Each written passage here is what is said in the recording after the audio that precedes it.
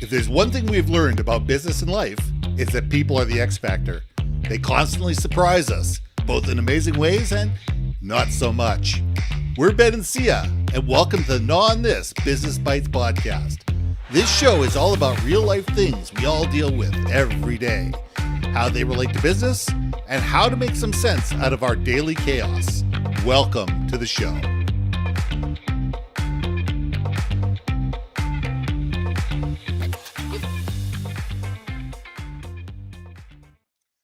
And welcome back to another episode of Gnaw on This Business Bites. I'm Ben, this is Syya, and I got a question for you. Do you know how to tell your story? We all talk about the fact, you need to tell your story. What's your story? What is the story of the brand? What's the story of the corporation? But do you really know how to tell that story? Do you really know how to actually nuts and bolts create a story that people are actually going to listen to? They're going to understand. They want to engage with, they're going to internalize, they can recall, and they can retell it. Because that's the magical sauce. It's not the fact that you can tell your story. It's the fact that others can tell your story for you. And they're never going to tell you it exactly the same way you do. That's all right. They're never going to use the same nuance. They're going to use different analogies. They may have some different points of view. They may even change a few facts every once in a while. Hopefully they don't, but maybe they will. But you know what? We need to sit there and say, how do we get other people to tell our story for us? Because that's where the magic happens.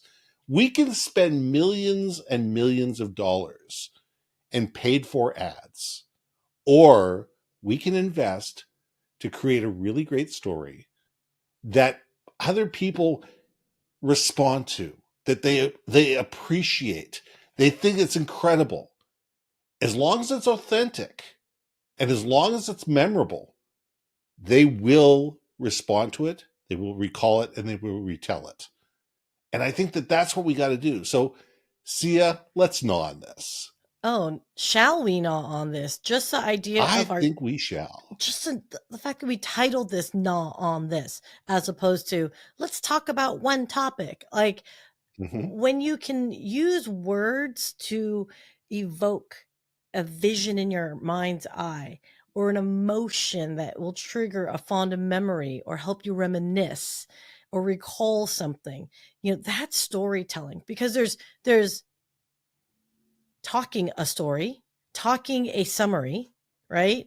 Sharing a summary of an experience versus the story. What is it? And was it English 101 where they told us, look, you got to have like an opening hook, right? And then you build and crescendo into the complex story, and then you come down. And it's not just permanent, it's up and down throughout however long whatever it is that you're writing. Well, it's like a wave curve. It doesn't just go up and go down once. It goes up and down and up and down and up and down because there's trials and tribulations. Yes. The story is not, I started the company, we made $1 million, the end. The story is, you know what? We had an idea. Yeah. We had an idea. There's three of us. We were sitting around a bar one night. We were throwing darts, and we looked at each other and said, hey, wait a second here. This doesn't make sense. Whatever this is, there's got to be a better way. There's always we've got to have a better way. And then people sat down and had a few more drinks and maybe some chicken wings and some nachos that went with it. And then a few more drinks. And the next morning, everybody woke up. They got got rid of the hangover. And then they actually got to work. And we need to sit there and realize that our story is those little things that go along the way. It's not just the facts. It's the emotion attached to it. You said you have to create an emotion attachment, but it's not an emotion attachment for you. It's important that you're emotionally attached to your story. It's way more important that the people you're telling the story to find a way that they become emotionally attached to that story. You paint a picture in their mind, not yours. You create emotional hooks for them, not you. And that's where we need to be going. Strumming is... Wait, shoot. What was it? I don't know. I'm going to listen, children, to a story that had happened long ago about a people on a mountain and a valley far below. Look it up, everybody. See if you can find the name of that title of that song. I'm rubbing off on you. Oh my God, I'm rubbing off on you. Now, I was going to say, singing my life with his words, killing me softly with his song. Is it strumming my life with his pictures? We're going to have to look it up Singing my because I life can't. with his words? I'm 55, 54 years old. I mess up the lyrics to every song out there. I always thought I knew the words to Elton John's, Tiny Dancer. I don't. Oh, no. There's actually a whole TikTok thing about Gen Xers remembering lyrics completely wrong because we didn't have the internet. So we just listened to the radio and we're like, okay, that's what we think it is. But okay, no, but that's a whole thing. That's part of storytelling. Exactly. But that's that's the beautiful thing about storytelling is that we make it our own. 100. And we enable people to make it their own, and we enable people to have that feeling of, I've got to tell this to somebody else. Yes. It is, music is like the one thing that I keep saying over and over again is it's the same song, right? But yet everyone's going to have a different fond memory of it because it's your own personal experience with it, right? And how that song fits. A song that might be like make someone happy. Like, okay, perfect example. I almost died. Like, well, many times, but let's just be honest. There's one time in my life that I truly almost died. And it was on our way to go to Six Flags Valencia in California. We're on I-5. And or in California terms, the 5. We're going northbound on the 5. Yes. And we knew we're overloaded. 1980s Toyota Tercel. We know that already. You're driving an aluminum can. But there was 6 of us in that car. Ain't no one should be sitting that many people in that car. It maxes out at 5, but we were skinny little kids at that point. So they shoved 4 kids in the back seat, my sister and her boyfriend in the front seat. Well, I'm on the back rear passenger side, right over the wheel, and I'm happy to look out the window, and I see a truck driver frantically pointing at me, and I'm going, what's wrong with this man? Wow. And then all of a sudden, right when that happens, the wheels, I just went and saw sky. And then it slammed down. And then when it slammed down, we spun out. And all I could see was all these cars just going right around us. And I mean, it was the most surreal, slow-mo, but yet not feeling ever. I'm like holding down like this, trying to like not like, oh, hi, not want to hit anything. And then we stopped perpendicular. And we were just, the I-5, you guys, is a fracking vein. As you're getting to that what is area. it like? Eight lanes on both sides, so it's more like, or less. It's like it's 16 lanes across. it's basically the highway to go to Northern California, so it's like the last city hurrah. Anyway, we stopped perpendicular. I just remember I'm facing the freaking cars come at us. I'm like, oh wow, this is how I go. This is what I was like 11 years old at the time. I'm like, well, that was a good life. We pull over. Shockingly, all these cars avoided us. And we just all piled out like little clown car. And we just sat back. We just sat back in the thing and just sat there for a minute. And I was like, what the heck just happened? Most bizarre thing ever. But you want to know what song was playing? Wake Me Up Before You Go Go. So now every time I hear that stupid ass song, I have like massive like moment of like, I'm okay with dying. It was really for me, very surreal. Very surreal. So that was my convoluted I got story. 2 things out of that. I got 2 huge things out of that. One, as you're doing it, I'm there with you.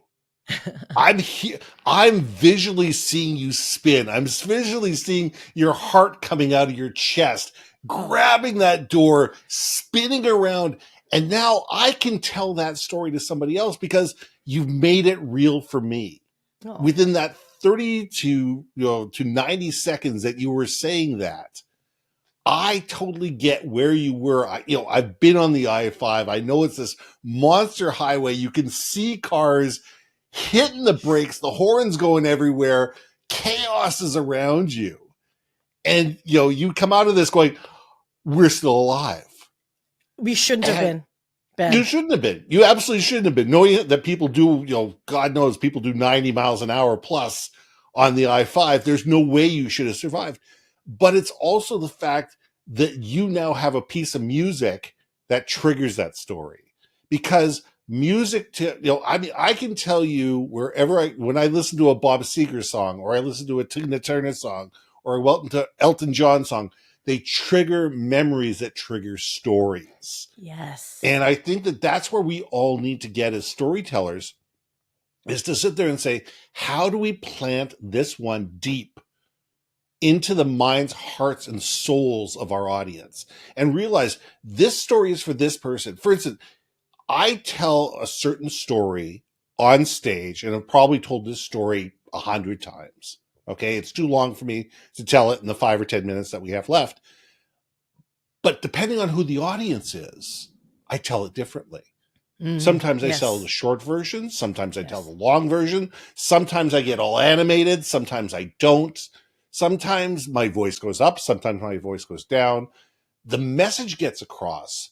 But because of the audience that's in front of me, I'm telling it in a way that they're going to listen to it, because I want them on the front of their seats as I'm telling that story. Yeah. And I want them, as they're walking out of the room, to talk to their friends and say, remember that story? Oh my God. And that's what it's all about. It's not about you as a storyteller. Your job as a storyteller is to create emotional hooks, to sit there and say, they are people like this, do things like that, is the Seth Godin. If you don't know Seth Godin, the man is the God. He is the marketing God. Yeah. He says people like do things like that, and realizing what are the things that these people do? How do they believe? What do they think? What are their triggers? And we need to create emotional triggers that trigger them, because they're the ones in front of us. They're the ones in the audience. And maybe it's putting it to music. Maybe it's visuals. Maybe it's getting them to be part of the story and bringing them into the story while you're telling it. Sometimes it's being more animated. Sometimes it's not. But we need to sit there and say, what is it going to take to be able to understand the psyche of the people in front of us and tell that story in a way that they're going to get excited about? You totally triggered me on this. And this is, again, my 7 years, almost 7 years working at the Disney company. Yeah.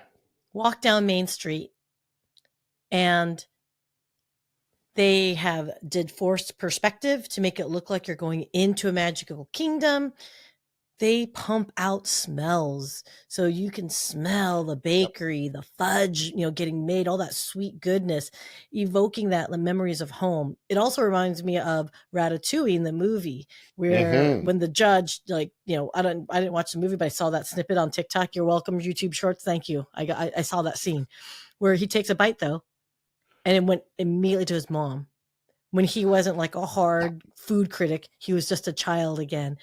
And all the warmth, that love, missing his mom. Literally, Disney could not do better than what they always do best, which is in that one little bit of image, you got and felt and you smelled and you tasted everything, all the senses in that scene.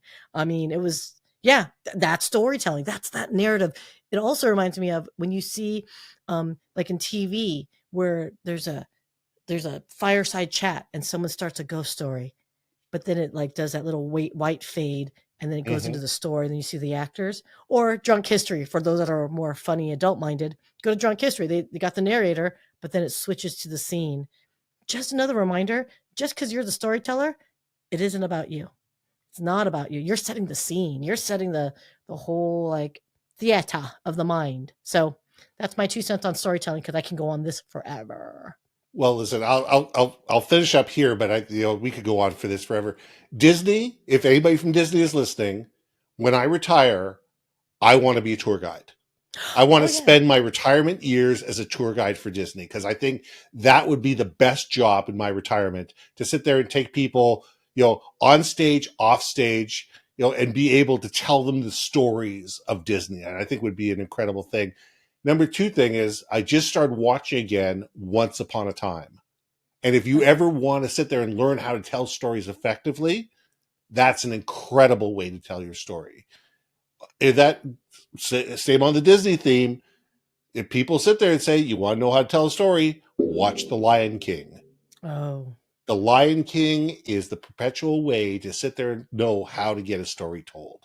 And we need to sit there and realize that the story is about taking people on the journey. It's not about the finish line. It's not about the start. It's about the journey along the way. and grabbing people by the hand and saying, come with me. Let's do this together. We're going over there, but it's the journey along the way that's the most important thing. And I think that's how we become great storytellers. Can I sing? Go for it. Go sing. Come with me and you'll see a world of true imagination. Okay, sorry. God, I gotta love Charlie Bucket. You gotta love Charlie Bucket. You gotta sit there and say, I'm the original Willy Wonka fan. I'm not a big fan of the remake, but it is magic. That is another form of magic. Is that how do we sit there and build a world in somebody's mind? Pure imagination. There we go. So let's leave it there. Everybody, I want you to think about, how do I tell a story that is going to resonate with the people that not only I care about, but care about me. That's your homework. I'm Ben. And I'm Syya. We'll see you soon. Hey. Thanks for listening to another episode of Not on This, Business Bites.